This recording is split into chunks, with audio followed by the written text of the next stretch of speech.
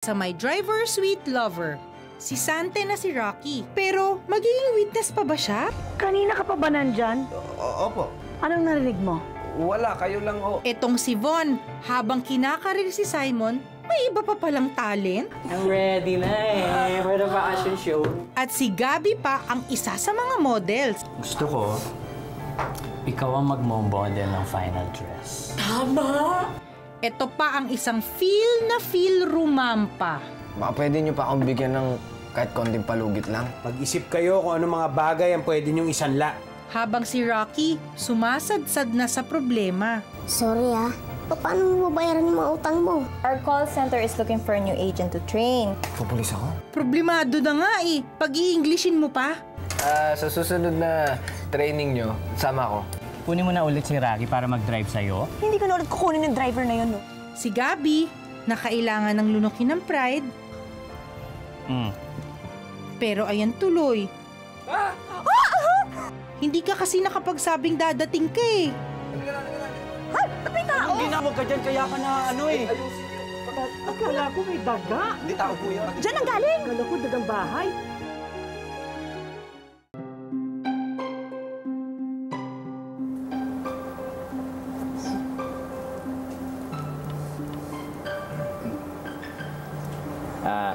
Huwag niyo masyadong pagkatitigan si Gabby, biglang magliyab yan. Opo.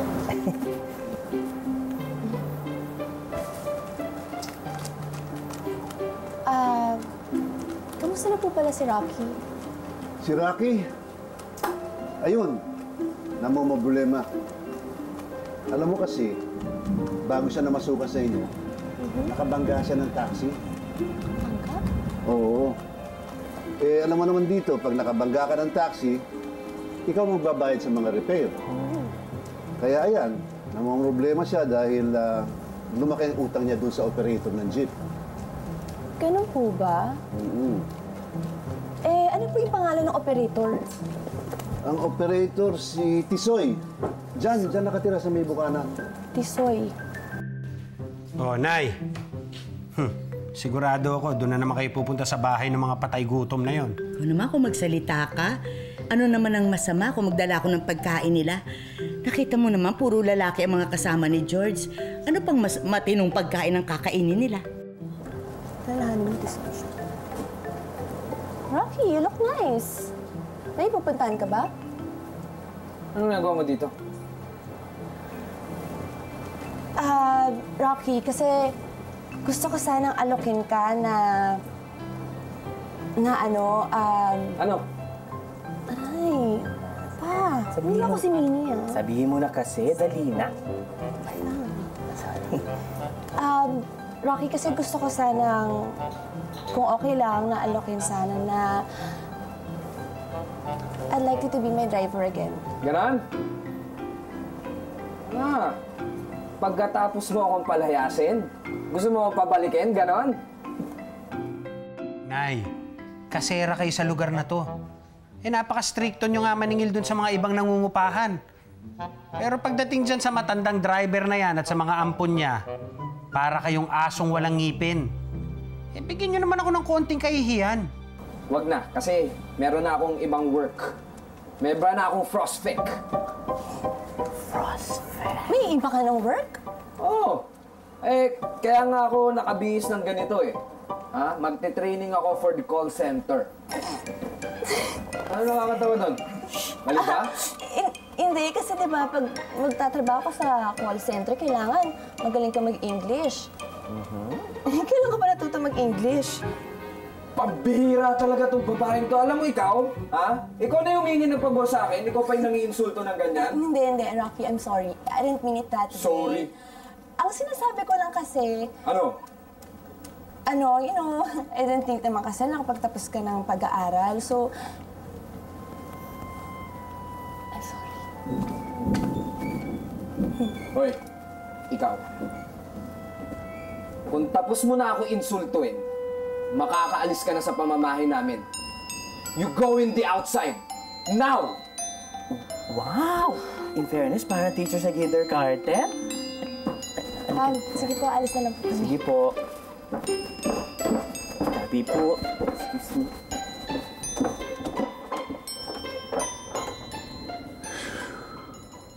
At bigyan mo din ng respeto ang nanay mo. Alam mo, ang hirap sa'yo. Hindi mo pinahahalagahan ang mga taong nagmamahal sa'yo. Abot-abot ang reklamo sa akin ni Cordelia nung nabubuhay pa siya. Wala kang pakiramdam. Hindi ka man lang nagpapasalamat sa kanya pag niluluto ang kanya ng masarap na pagkain. Sarado ang damdamin mo, matigas ang puso mo. Kaya hindi ako nagtataka kung maagang namatay si Cordelia para lang takasan ka. Hi. Ma'am, excuse me po, dito po ba nakatira si Mang Tisoy? Ewan. Magandang umaga po. Dito po ba nakatira si Mang Tisoy? Ganito, Rocky. Mag-rehearse tayo, ha? Sige. Good morning. I'm glad to be of service. Good morning. I'm glad to be of service. Ito pa. What seems to be the problem? What seem to be the problem? Isa pa. Ito, madali lang to. May I help you? May I help you? Ha, ang dali ah. Ay, Rocky. Is there something wrong? Ay, yung totoo dyan, tigil na natin tong training na to. You giving up? We haven't started. Hindi ako komportable milit dyan sa mga worst na yan. Hirap eh. Don't chicken around. Nako, you can do it. Anong chicken? Manok ba ako? Hindi naman, di ba? Wala eh. Hindi ako komportable na dayain yung education.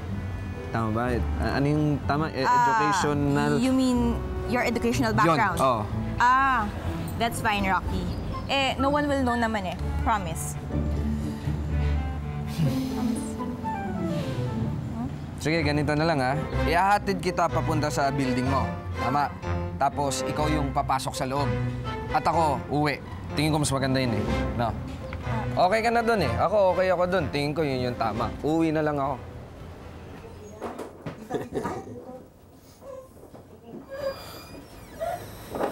Oh, Mang Tisoy. Oh. Anong ginagawa niyo dito? Wala, Rocky. Nandito lang ako para ibalita sa'yo na quits na tayo. Ha? Wala ka ng utang sa akin. Bayad na. Paano nangyari yun? Ha? Binara mo? Saan ka nakakuha ang pera? Wala ka naman trabaho ah. Pasensya ka na, ha? Hindi kita nakilala. Kasi naman, itong anak ko na to, lagi akong binubwisit. Ako na naman nakita nyo. Sino nagbayad? Binayaran niyo ba? Aba, hindi ako nagbayad ng utang natin. Sino? Ikaw? Siya. Siya ang nagbayad ng utang. Mang Tisoy, ibalik niyo yung pera. Okay, kunin mo lahat ng pera mo. Oy, teka muna, Rocky. Hindi pwede yun. Tayo, quits na tayo, di ba? Ikaw, wala ka ng utang sa akin. Binayaran na niya. Ngayon, kayo ng dalawa mag-usap kung paano kayo magbabayaran. Hindi na ako kasali dyan. Ikaw, ano ba talagang pinaplano mo, ha? Gusto mo lang bang sirain yung buhay ko? Ha? Rocky, narinig mo? Sinagot na niya ang obligasyon mo sa anak ko. Ano nga ang pinoproblema mo sa buhay mo? Alam mo, ang pinakamaganda, mag-usap kayong dalawa. Yung matinong usap, ha? At sa inyong pag-uusap, pwede, pasalamatan mo muna siya. George! Excuse me. George, alam mo, nagluto ako ng masarap na merienda para sa iyo. Talaga? Ang dami kong niluto, isang ganito, oh. Ube na ginatan, na may kasamang bilo-bilo at ano ba yung nilagay ko? Langka! Halika na, ang dami doon. Halika na. Merienda din sa kitchen. Hali kayo. May merienda. Halika na. Ito, oh.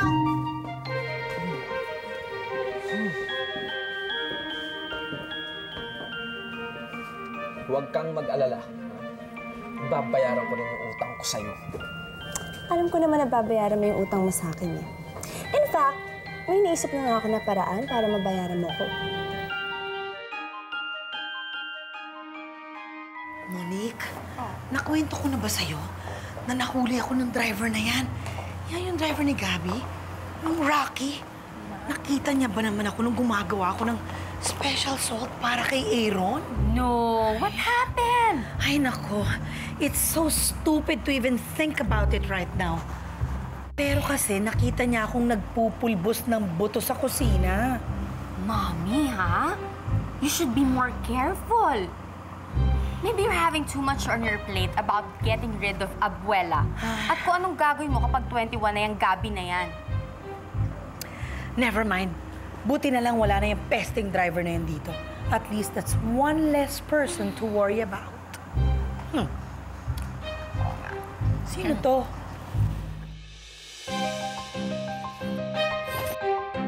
Siya lang pala eh.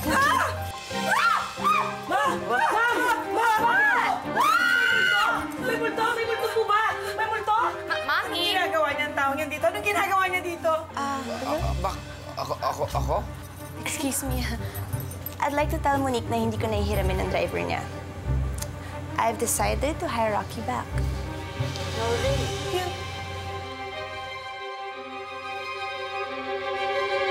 Ano ba yung reaction ni Mommy nung makita ka niya?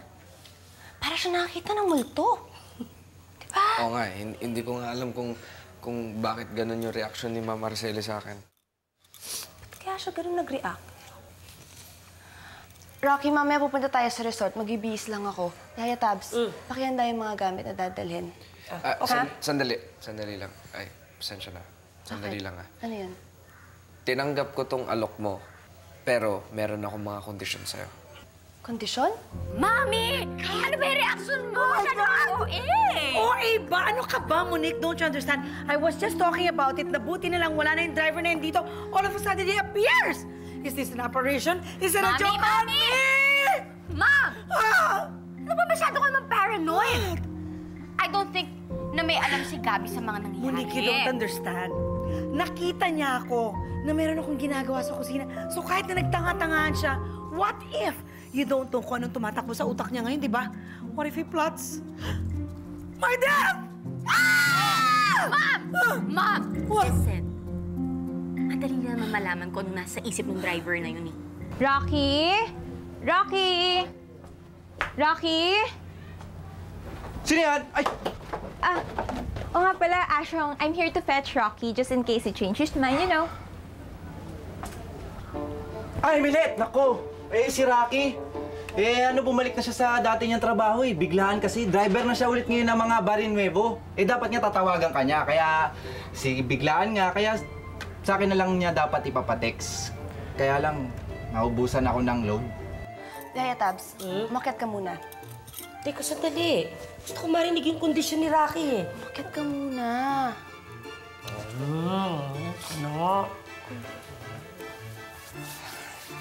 I don't think nasa tamang posisyon ka para bigyan mo ako ng mga kondisyon. Unang kondisyon, wag na wag mo ako susumbatan tungkol dun sa aking utang sa'yo. Kapag ginawa mo yun, maghahanap ako ng ibang trabaho. Pero huwag ka mag-alala dahil babayaran ko yung utang ko sa'yo. Well, that's sad. Milet, bakit ba kasi hindi na lang ako yung isama mo dyan sa mga training niyan? Kaya ko yan. Training for anything. Ha? Seryoso ka? Pangalawa, nanig ka, pangalawang kondisyon, nakilala mo na yung pamilya ko. Alam mong una sila sa akin. Okay, fine. I get it. Family first. I mean, have you studied English? Yes, sure. Grade 6. Maybe you won't be used to staying in an office for 8 hours, di ba? Alam mo na. Okay lang sa akin, basta ikaw ang kasama ko. Ganon? Wait lang, Asyang, ha? Kasi nag-text ang supervisor ko. Wala mo na ako narinig na tunog, ah. Naka-silent siya. Wait lang, ito yung message niya. Hi, Milet. Sorry, there are no more vacancies for training program. Ayun, sabi niya. So, sorry talaga, Asyong, ah. And I have to go na talaga. Bye-bye. Pero, Milet! Pangatlong kondisyon, makinig kang mabuti, ah. Wag na wag mo akong susungitan. Diyan tayo magdi-disagree. Paano kung may nagawa kang mali? Paano if you're being stupid? Paano kung subukan kaya nating mag-usap ng maayos? Katulad ngayon, nag-uusap tayo ng sibilisado na hindi tayo nagtataasan ng boses. Bakit hindi kaya tayo mag-usap na parang tao at hindi aso at pusa, no? Hindi po ba, Ma'am Gabi? I guess. Tsaka mas maganda ho sana kung lalagyan ho natin ng konting ngiti sa ating mga mukha, no? Parang ganda.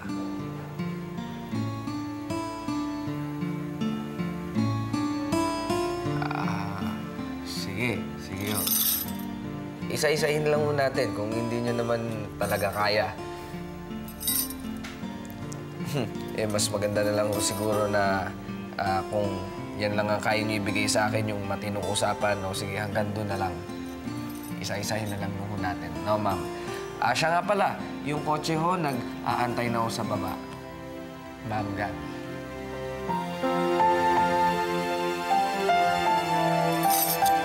Well, we have the screwdriver, and that has vodka and orange juice.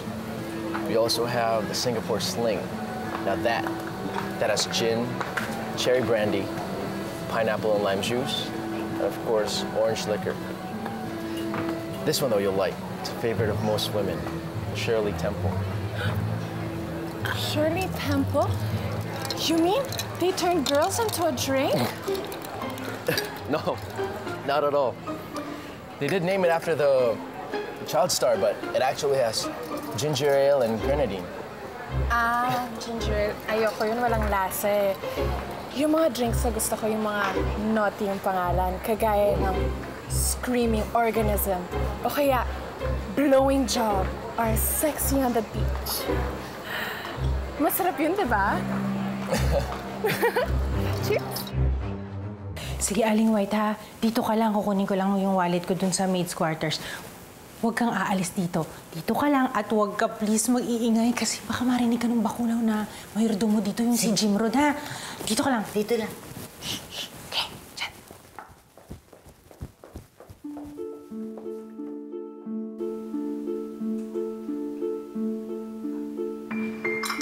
Ay! Senyora, bakit di niyo ko tinawag? Alam niyo naman kailangan niyo na magbabantay eh.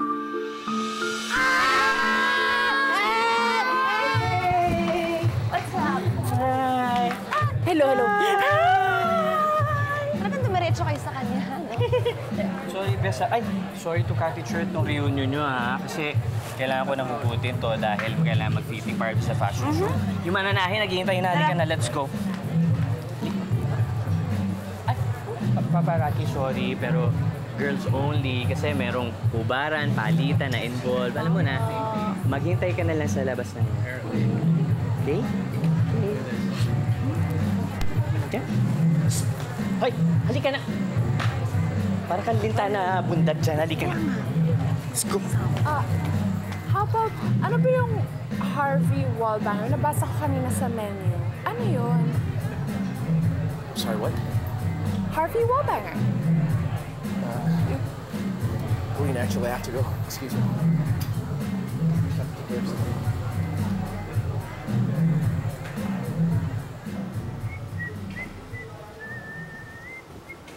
So, nakabalik ka na pala sa employer ni Gabi. Sir, mawalang galang na ho, ha? Hindi ko kilala si Empoy. Pero kung kino-congratulate niyo ako dahil nakabalik na ako, kinuha na ako ni Ma'am Gabi bilang driver niya, huwag na.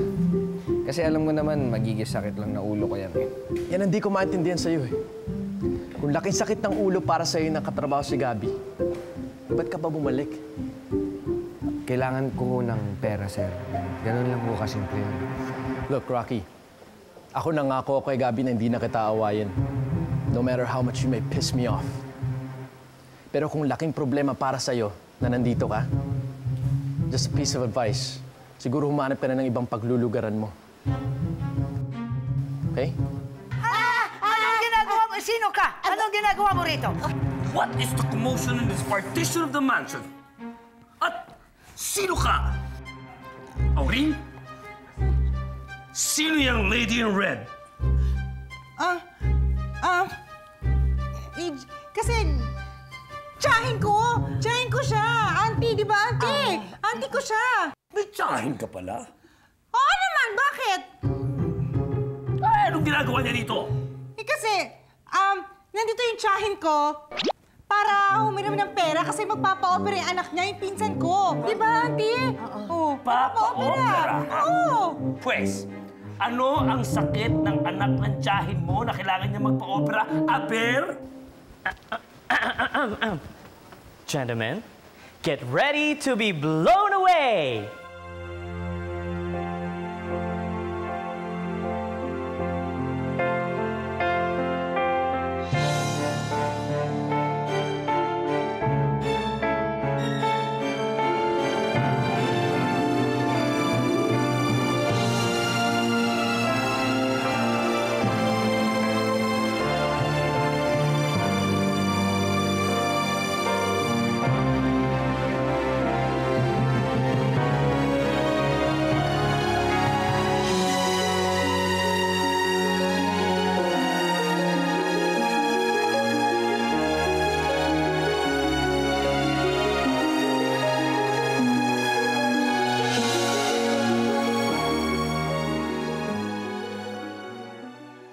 Susunod sa My Driver, Sweet Lover. May aaminin si Gabby. I am attracted to Simon. Gamitin naman si Rocky na magselos kay Simon. Umubra kaya ang plano niya? Rocky, pwede mo bang samahan sa dressing room? Rocky! Ano yung ganon? Let's go! Paki-unzip ng gown ko. Kumaan. Babaan mo lang? Sandali. Gaganon mo lang. Sandali. Rocky! Ano ba?